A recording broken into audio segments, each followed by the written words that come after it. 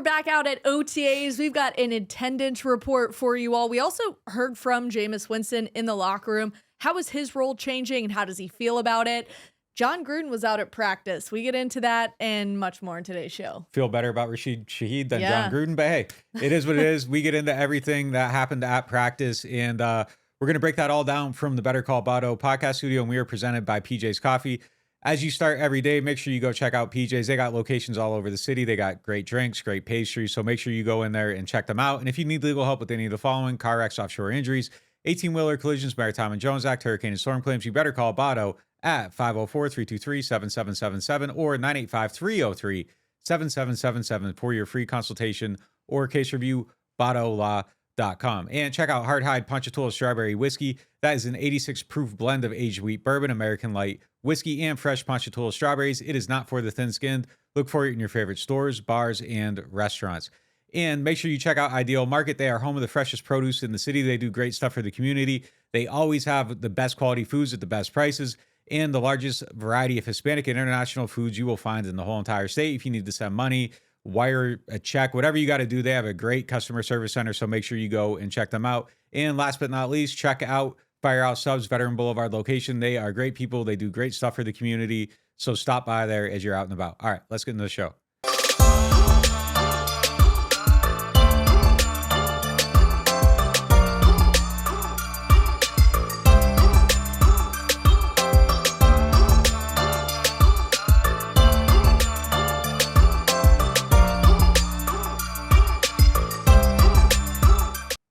All right, we're back in studio. Second viewing period of OTAs for the media. Sounds like you guys got kicked out a little early, too. Didn't get to see all that you wanted. Seems like there was a little bit of confusion just out there. Just full team drills. We saw lots of special teams. Okay. If you want to know how special teams practice is going. I remember when I saw briefly from special teams and just the size differential of groupie. Yeah. Big leg, though. That's the most important thing. But good Lord, if he ever gets hit in a game, I would just be cringing just out of fear of his health. But let's get into attendance. Somebody was back, big name, hard guy to miss. Demario Davis returned back to practice or to OTAs, and these are still voluntary. The guys don't have to be there, but still a little bit of a lengthy absence list, right? Yeah. I try not to get too worked up about the list. I mean, I think it's notable that someone like Cam Jordan comes every year to every OTA. I'm going to write a story about how the secondary said it was notable that Tyrann Mathieu and Marcus May and Bradley Roby all came at the beginning. But that's never a negative on the people who don't come because it is voluntary. And Dennis Allen even said what they're doing yesterday is Algebra 101 right now. And so if you're in your 14th year in the league, like, it's okay if you're working out and you have a specific workout routine and you don't need Algebra 101. So I never specifically hold that against someone who's not there in OTAs. But yeah, when people come, when Demario Davis comes and he said his fire's burning as hot as ever, great. I mean, you like to hear that. So it's a positive, but I'm not going to draw too many concerns about the people who aren't here. I got a slightly different opinion though. Like I think like what Colson said, there's roles players and there's guideline players. I'm not worried about Alvin not being there, Marshawn not being there, certain guys like that. And we don't know why they aren't there, so I don't want to go too far in specifically calling anyone out. But like if Andrews Pete's healthy and isn't at practice and he just had his contract reworked to where he could not be on the team next year, I think it matters that he's not there. When Traquan Smith isn't there, when he's in a battle for his job, I think that matters. I want to see Lonnie Johnson there. He's a new player. He's fighting for a job with guys like Jordan Howden. I think he should be at every single practice. There's a handful of guys that you just go down the list. Paulson Adebo, he's in a battle for his job. I don't know. Again, don't know if these guys are hurt or not. But if they aren't hurt and they aren't there, you're kind of looking at it like these are the guys that need to be out there and making a point every single day. I want to see dogs out there. I want to see people fighting for their life. And yeah, it's voluntary, but it's a voluntary fight too. How much effort you put into it, and some of these guys I think do need to be putting full force effort. Well, let's go ahead and compare then. Who was here last year, who wasn't here last year compared to what's going on this year? It's pretty similar. I mean, I do think we noted that pretty much every veteran was missing last year except Cam Jordan. And Tyrann Mathieu, when he signed, he came and got ingratiated with his new team. And but a lot of veterans were missing. Demario was one of the ones who didn't come to any OTAs last year. He was in the middle of a contract thing. CJ Gardner-Johnson. was sort of holding in and not fully participating. That was sort of a contract thing. And so I think it put our antennas up when we saw more veterans there at the very first OTA last week than usual. But then the second week, a few more guys were missing. And again, we don't know if they're missing a full week or if they're missing the first day after Memorial Day weekend. So again, we can't overanalyze this too much. But I would say the attendance has been slightly better, but still, yeah, the Alvin Kamara's, Marshawn Lattimore's, Michael Thomas with an injury, those guys are the guys you will typically not see at those things. Taysom, yeah, he was hurt last year coming off the plantar fascia.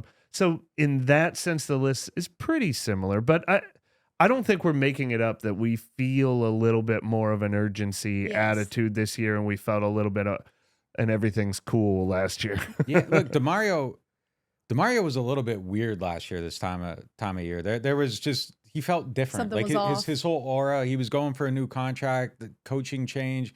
It just didn't feel the same. Yesterday felt the same. He was like smiling. He was in a good mood. Like the whole year last year, he kind of.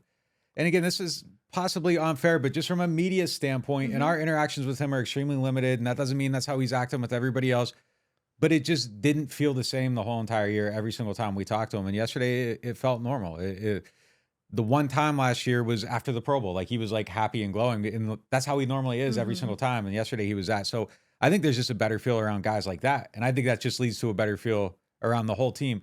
Their ability to, like, rebrand the vibes around them from 6 months ago to now has been one of the most incredible things, too. Like, 6 months ago, like, the whole fan base was just ready to bury everybody. And now everyone's like, damn, like if they get DeAndre Hopkins, like could they win the Super Bowl? Like it's completely changed. And I think you feel that in the locker room too. I think the players have that same vibe. Yeah, the vibe is different. We saw it even when you guys were interviewing Alontae Taylor the other day. But one of the things that stuck out to me when he mentioned that Marshawn Lattimore is really a vocal leader that I think the three of us all never really got to see. Maybe some other media members did, but we really never saw that verbal communication from Marshawn Lattimore to the younger guys. But Alontae Taylor said that's absolutely there. He has definitely taken on that big brother role with Alontae Taylor.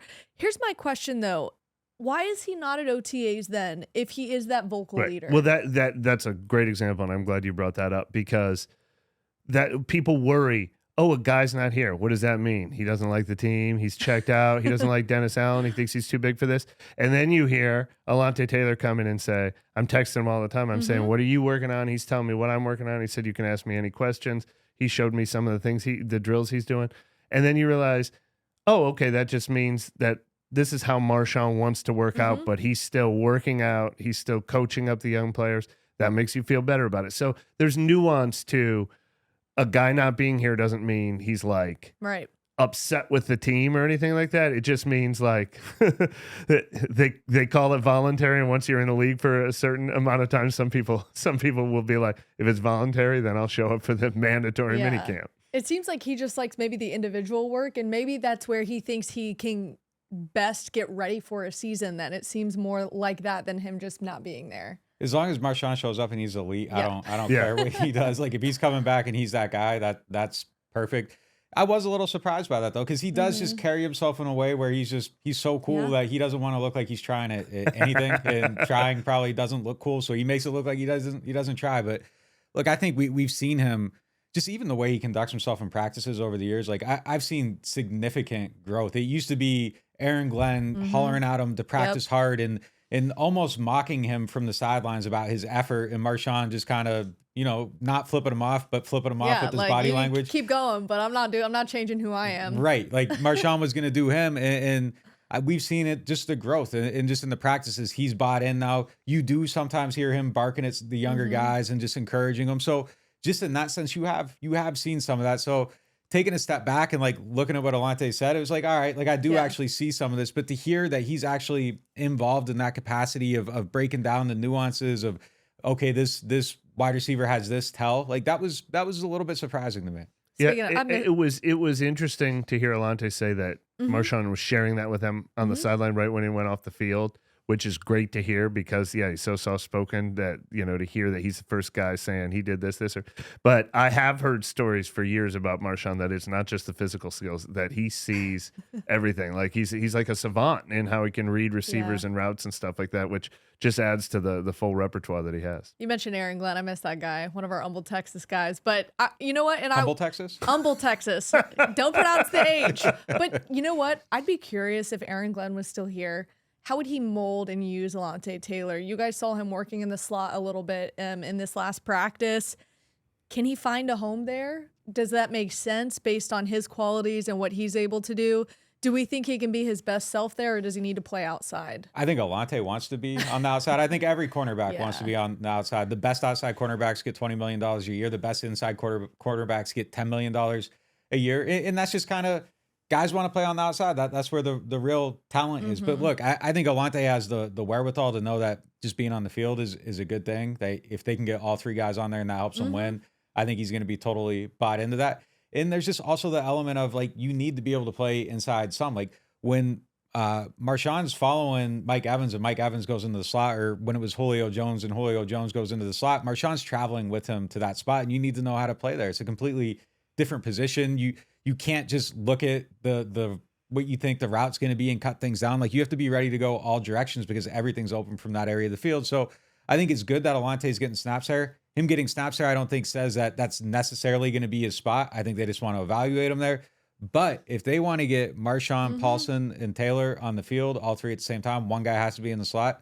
I think Taylor has the best physical attributes to be able to do it. Like Paulson's taller and longer, and he doesn't turn as quickly, and Alontae's much quicker, and he turns much better. Marshawn's actually the guy best suited to play it, but that would be a complete waste to put him there. So if they want those three and not Roby on the field, I think it's definitely possible that Taylor's in the slot. He could start on the outside and maybe kick inside when they go to nickel. So it's definitely something that I think's on the table for him. And less penalties with Taylor there too. He mentioned that too in the interview. Well, less penalties with Taylor, period, if he's on the field. Yeah.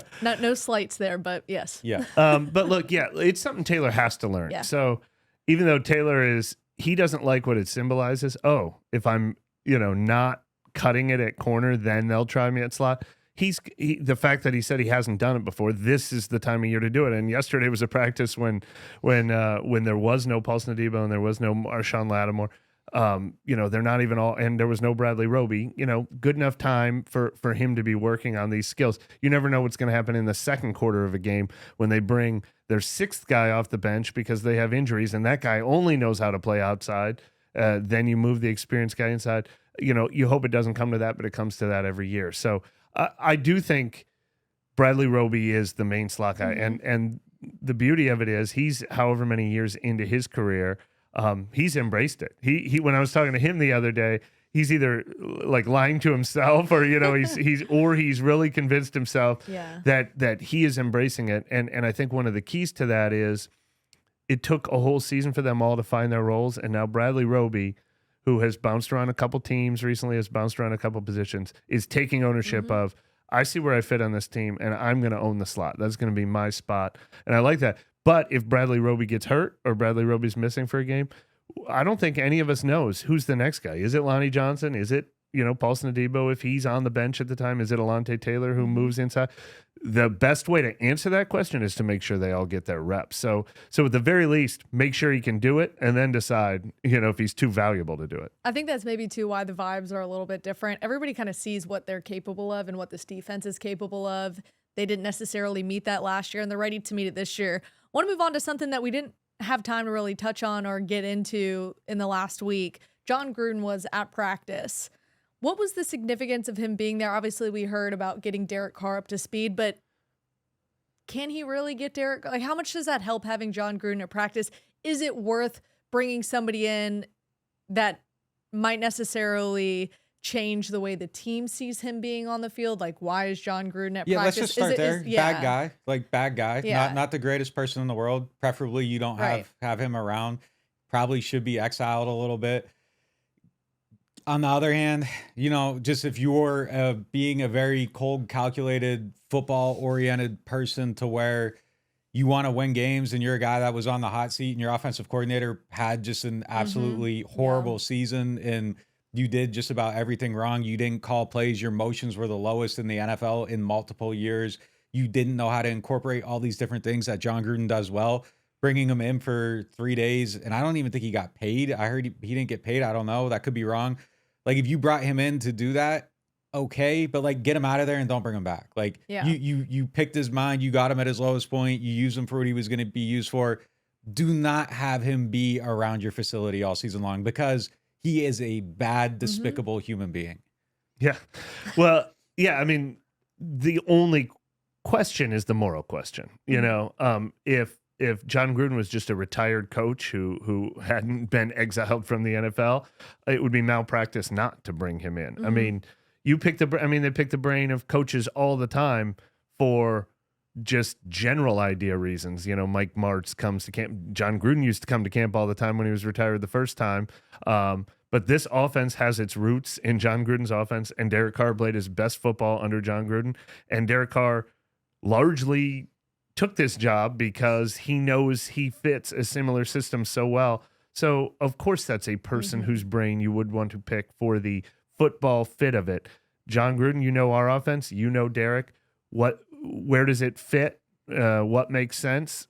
You know, it would almost be malpractice not to get his opinion on those things. But yeah, like, you know, this would be a much bigger moral quandary if they're talking about bringing him on for some sort of role Just with the team. Don't put me in a position to where, like, I got to try to feel good about this person. Like, did you guys end up hearing anything from the staff or the players about him being there, or was it kind of just, we know why he's here, get your business done and move on? Yeah, I think it was kind of that. Like, you know, bringing him around is tough. Like, it really is. It really is. Like, I always struggle with this because, like, I don't need actual saints. Like, there's going to be some bad people around, but like, when it's just like a known person and you can just avoid that, like, it's just always often better to avoid it. But look, I get it. You picked his brain. You got it. Like, I can't tell you how, like, it drove me nuts last year watching their offense. So, like, I absolutely hated seeing, like, the lack of motion. And it's just, you start looking down the list, and I'm telling, they were at like 2006 rates before teams. That was like, Peyton was like at the forefront of motion, and then last year they were like regressed 15 years in what they were doing. And Gruden is really good at that stuff. And if for whatever reason Pete Carmichael needs some consult on how to incorporate that into the offense, good, you get that aspect of it. But again, like, I don't want to see Gruden. Like, I don't want to see him. Right. Well, you guys did post out a little clip of Derek Carr. A lot of people were saying, is this Drew Brees? Maybe he's been studying a little too much film, but it looked like just in his progressions and the way that he moved, even after the play, that he was picking up. If he would have licked his fingers during practice, I'd be like, all right, that's enough. That's enough. Like, he's trying too much to be Brees. Do you guys remember at the beginning of COVID when he was trying to break the licking habit? And then he just like, then it was like week 3 and it was just, he was back to being disgusting. But he was doing the thing where he throws a pass and then keeps bouncing through the progressions afterwards. I mean, I think that's just a good habit to be in too. Just see where everybody's going, finish the play, all that stuff. But definitely watched it and it was like, all right, little. He's got his own thing though. We were talking about guns out. He's had that his whole career. You know, the rolled up sleeves. You know, I don't know if he's trying to be intimidating out there on the practice field. I don't know. He throws better if he doesn't have material touching his arm or whatever. But he's got his own unique signature.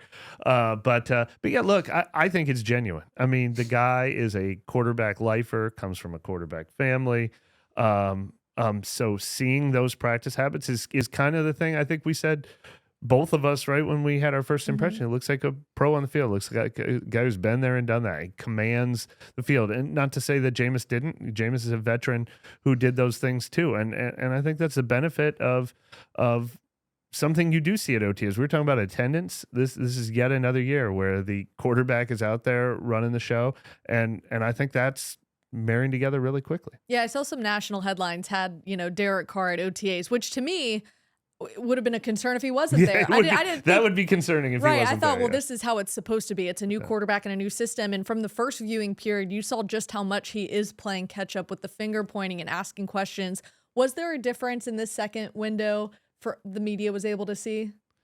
He actually had a cleaner practice in the first one, so I guess he's regressing. But no, I mean, it's too small of a sample size to say there's a big difference. I mean, the one big difference is we all mentioned that how much he was thrown to the tight ends in the first practice, and I'm sure this is somewhere on the rundown today. It was Rashid Shaheed Day, so he maybe he's advanced from week one. I'm going to throw the basic routes in the middle of the tight end, and now where's that guy who can make plays all over the field? Let's find him. He was still mostly attacking the middle of the field in the short areas, though. Overall, the first practice it was 12 personnel because they were in their base install, so it was going to be more tight ends because there were just more tight ends. But I thought he made some more impressive throws in this practice. He had a rollout and he hit Brian Edwards the first pass at team drills. That was probably, I thought, his best pass of the day.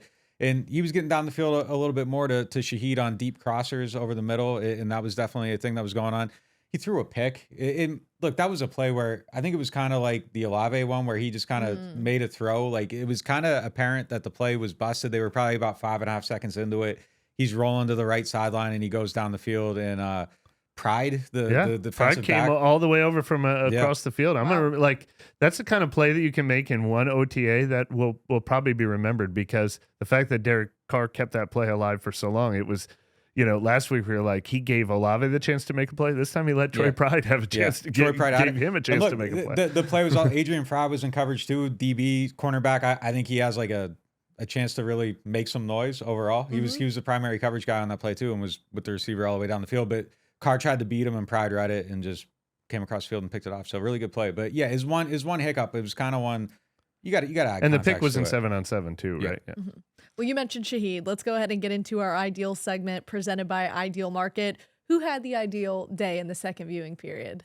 Well, I'll let him get to Shaheed. You're going to have a different candidate. I'm going to go two deep cut guys just because, and I just mentioned one, Adrian Fry. He had a really, really good day. Me and Mike had a difference of opinion on one play where I think they were playing cover 2 and he was sitting low and Mike thought he got beat over the top. I don't know. I disagree with that. They were playing too high, but that's fine. That's neither here nor there. But yeah, this is why we really want tape of these practices. Yeah, just it's funny. Even Alontae said. Right. Even Alontae said he'll sit there and stew for a full practice, and Marshawn would come over and calm him down. He goes, because normally I can go to the sideline and look and see what just happened on the play. And I'm like, we're right there with you. We're like, what just happened on that play? Why can't I see a recording of it? You need to get like the binoculars and like pull the sheet up from the what do they have around the gates? Yeah. Those little blinders. We'll just like put little holes in it and see if we can watch. But Adrian Fry had a good day. He was in coverage on that one. He broke up a pass to A.T. Perry on a curl. That was a really good play. And just overall, he was effective throughout. And look, I am like the leader of the Jordan Howden hype club at this point, like hypebeast.com/Jordan Howden. Like that's me on there. So I think that's a guy that I'm really keeping eyes on. And I think he's looked really good overall. But look, Adrian Fry, write the name down. If that hits, we're going to play this clip back, and I'm going to act like Soldier Boy and be like first writer to say Adrian Fry. So that's my guy. You guys probably don't get that, but that's all right. Someone out there does. Yeah. To Nick's point, I talked to Joe Woods after practice. Ed Daniels asked him the question, I know it's early. Has anyone surprised you? The first two names he mentioned, Adrian Fry and Jordan Howden.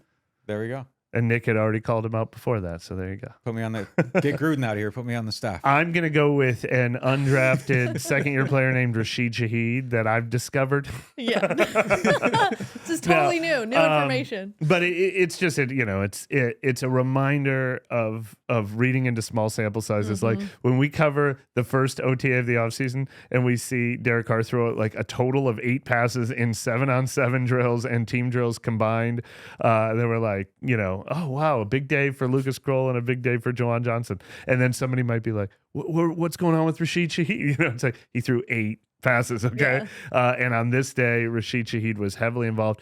But it was also the variety. He made the most impressive play of the day on just a crossing route right in front of the line of scrimmage where he reached out with one hand and snagged it in and didn't break stride. And then he did get loose for what would have been a deep touchdown in full team drills. And so it was awesome to see his playmaking ability, but then also talking to him afterward. I mean, he is just one of those prime examples of somebody who just gets so much more comfortable and so much more volume in year 2. He wasn't doing any of this last year because he was coming off of an injury. So this is actually his first OTAs. It's going to be his first mini camps. It's going to be his first full training camp. Last year, he only played the X. He's already learning to play the slot. He's going to learn X, Y, Z, and F, he said, for a guy who obviously they're going to move all over the field. And It's just crazy to think that he was, doing that with like such a limited playbook Right. and limited knowledge last year. And for those that don't know, at training camp, I remember this vividly last year. So they have the two fields side by side, usually offenses on one side, defenses on the other. And then they have like a little portion of special teams and injured guys kind of off to the side. I kept looking over, who is that? Yeah. And it was Rashid Shaheed working off to the side. And I mean, really working to get his body back right. But it was just the biggest question mark is, who is this guy? What is he going to be? He looks undersized. Want to get into that a little bit too. Sounds like he put on some weight and looks like he's maybe worked on his frame this offseason. Yeah, I mean, it was pretty obvious that he had to.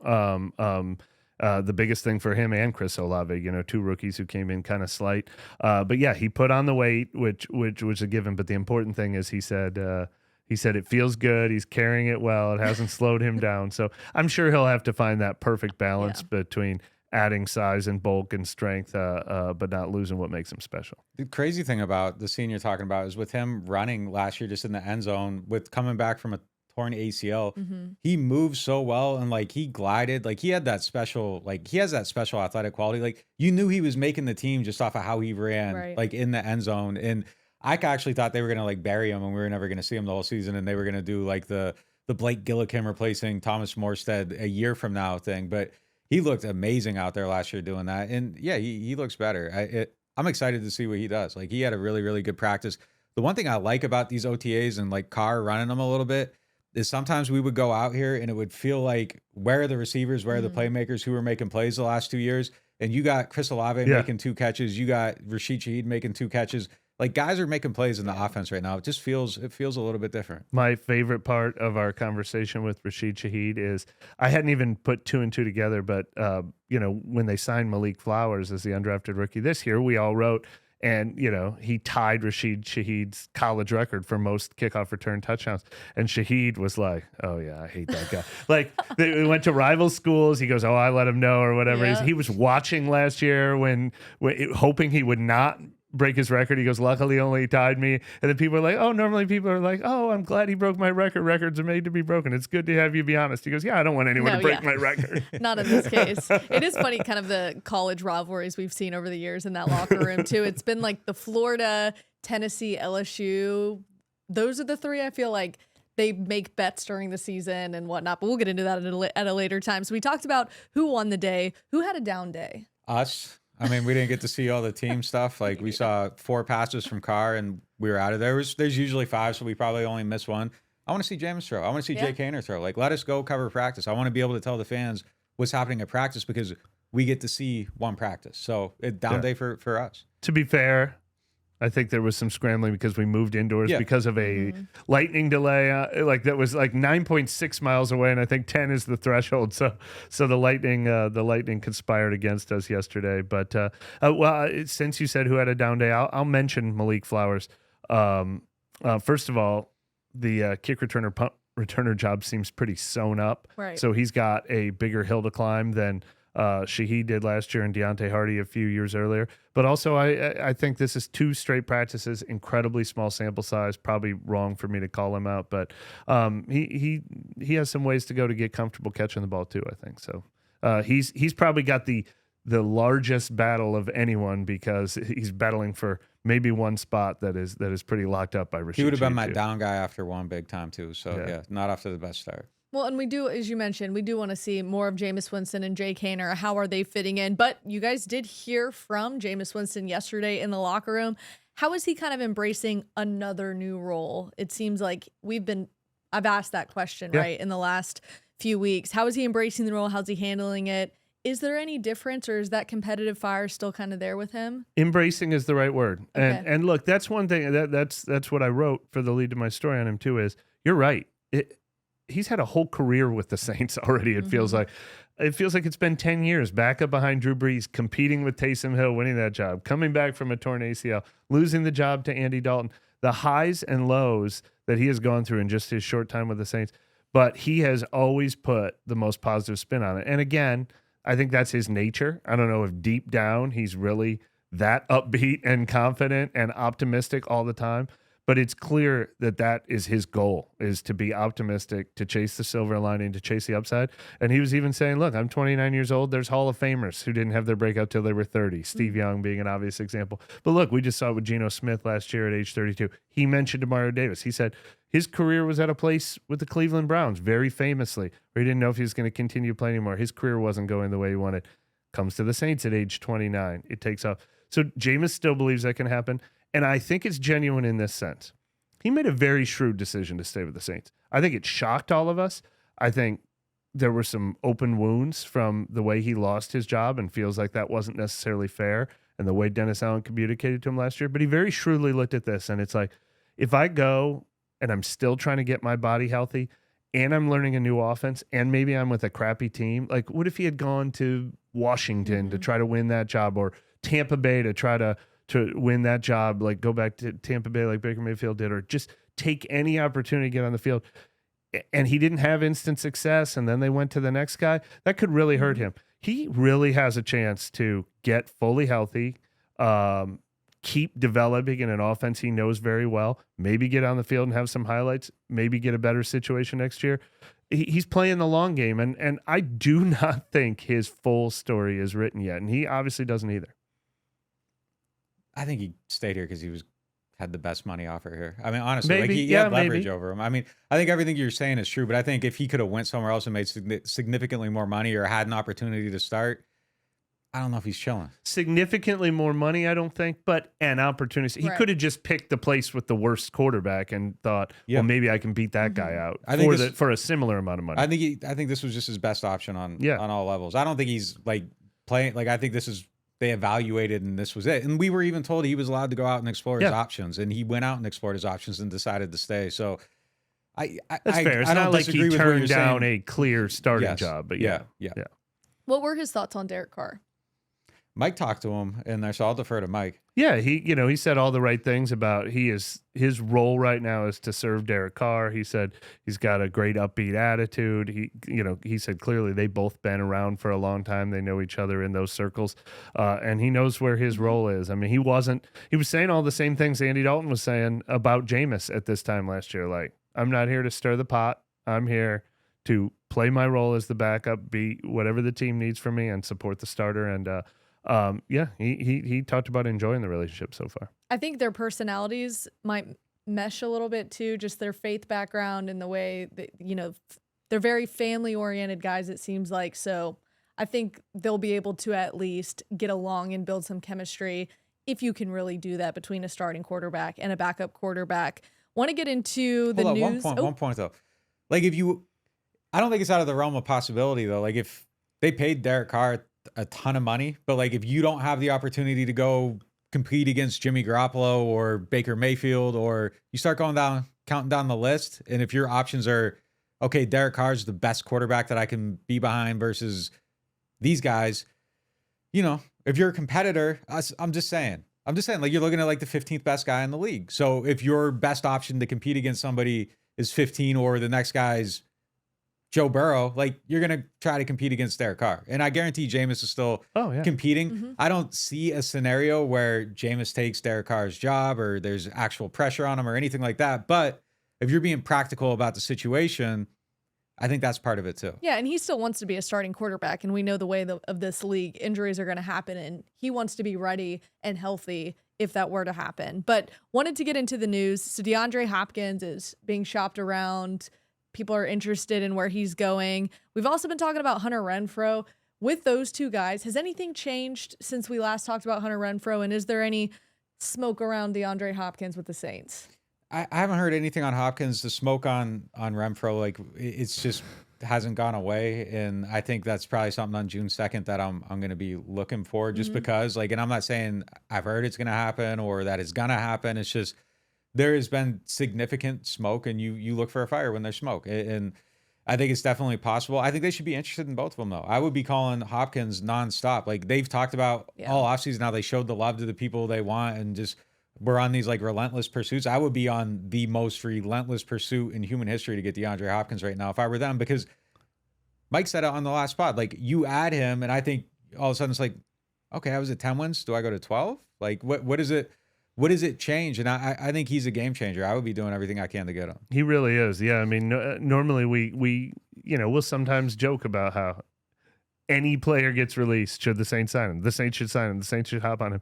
This is when I could get on board that train. And I'm sure they've discussed and inquired, what would it take? What would it cost? That doesn't mean they're going to be heavy hitters for him, and doesn't mean this is the place he would choose, because I think 32 teams, 31 teams should be having that discussion right now, and I think most of them probably are. Want to get into some of the guys you said you were circling heading into the second viewing period. You mentioned Jordan Howden a little bit. Two guys you were looking for, Jordan Howden and Shaq Davis. How'd they look out there to you? More excited about Jordan Howden. Shaq had a nice catch in team drills.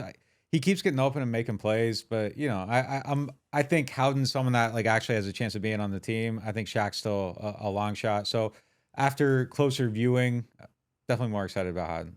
And you were looking at offensive line. He's shaking his head because he knows what I'm going to ask him, and I'm not going to let him say it.